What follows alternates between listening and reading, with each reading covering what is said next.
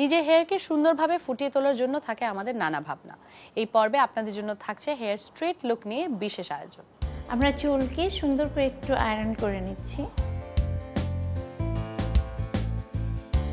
আমরা মাঝে মাঝেই আয়রন করে বাইরে যাই, আসলে বারবার আয়রন করলে চুলের একটু ক্ষতি হয়, তার চেয়ে বরং একবারে কেরোটিন বা রিবন্ডিংটা করে নিলে ক্ষতিটা কম হয়।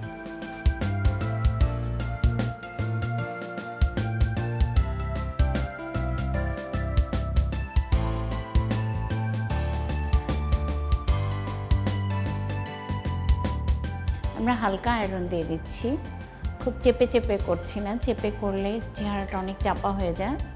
আমরা একটু ব্লু আয়রন যাকে বলে থাকি, হালকা করে পুরো চুলে আয়রন দিয়ে দিচ্ছি।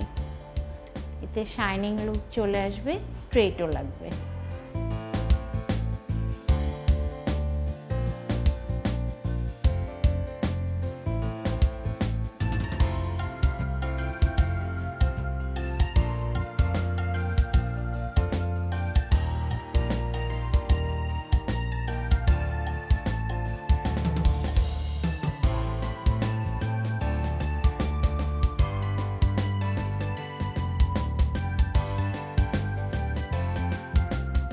ভিউয়ার্স, আমাদের হেয়ার স্টাইলিং কমপ্লিট হলো।